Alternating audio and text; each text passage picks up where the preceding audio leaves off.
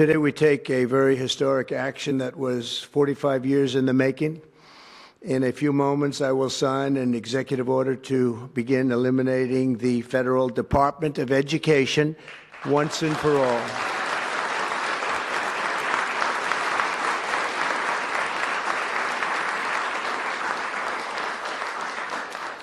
And it sounds strange, doesn't it? Department of Education, we're going to eliminate it. And everybody knows it's right. And the Democrats know it's right, and I hope they're going to be voting for it because ultimately it may come before them. But everybody knows it's right, and we have to get our children educated. We're not doing well with the world of education in this country, and we haven't for a long time. And we're pleased to be joined today by the woman who I chose because she's an extraordinary person. And hopefully she will be our last Secretary of Education, Linda McMahon. Linda, thank you. Thank you very much. That's another interesting statement. It's an interesting opening, right? But it's true, and it's been amazing how popular this has been. I tell people that this is what I'm doing today. And they say, oh, it's about time. Everybody says it. Republicans and Democrats have said it. They're all saying it. Also with us are some terrific people. Governors Greg Abbott. Greg, thank you very much. Governor Ron DeSantis, thank you very much, Ron. Mike Braun, congratulations on your victory, Mike. That was a big one. Mike DeWine, thank you very much, Mike. Jeff Landry. Jeff, thank you very much, Jeff. Bill Lee, thank you. Governors, all governors. Brad Little. Brad, thank you very much. Where are you, Brad? Hi, Brad. Jim Pilan, thank you very much, Jim.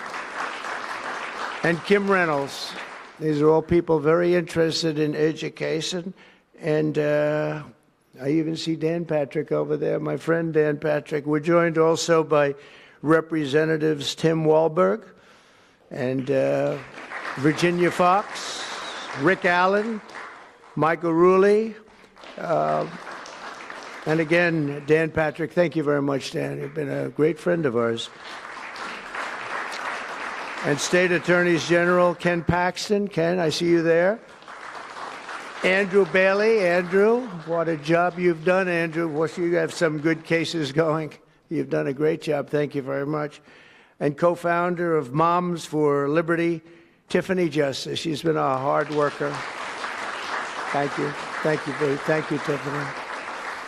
When President Carter created the Federal Education Department in 1979, it was opposed by members of his own cabinet as well as the American Federation of Teachers, the New York Times editorial board, and the famed Democrat Senator Daniel Patrick Moynihan. History has proven them right, absolutely right. After 45 years, the United States spends more money on education by far than any other country, and spends likewise by far more money per pupil than any country, and it's not even close. But yet, we rank near the bottom of the list in terms of success. It's an amazing stat. Those are two stats you don't want. The most money spent per pupil, and you're at the bottom of the list. And that's where we are, like it or not. And we've been there for a long time. 70% of 8th graders are not proficient in either reading or in math. 70%. 40% of 4th graders lack even basic reading skills, can't read. Students in our public elementary and middle schools score worse in reading today than when the department opened by a lot. In Baltimore, 40% of the high schools have 0 students who can do basic mathematics. Not even the very simplest of mathematics. I said, give me your definition of basic, and they're talking about like adding a few numbers together. Despite these breathtaking failures, the department's discretionary budget has exploded by 600% in a very short period of time, and it employs bureaucrats in buildings all over Washington, D.C. And as a former real estate person, I will tell you, I ride through the streets of Washington and it says Department of Education, Department of Education. I said, how do you fill those buildings? It's crazy what's happened over the years. And I can tell you from dealing with the governors and others in the state, they want it so badly. They want to take their children back and really teach their children individually. Probably the cost will be half, and the education will be maybe many, many times better. So we look forward to this. I want to just make one little personal statement. Teachers, to me, are among the most important people in this country, and we're going to take care of our teachers. And I don't care if they're in the union or not in the union. That doesn't matter.